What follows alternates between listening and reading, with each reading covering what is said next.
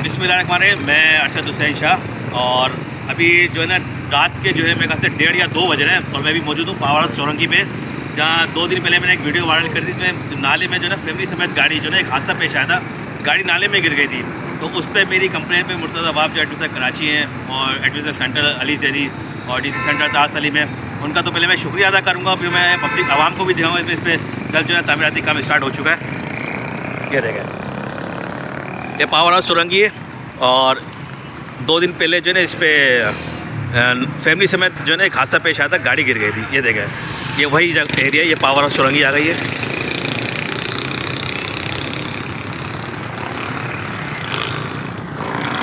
आप भी देख रहे हैं कि यहाँ पे तामीराती काम स्टार्ट है और इसको पूरा जो है वो बना दिया गया है।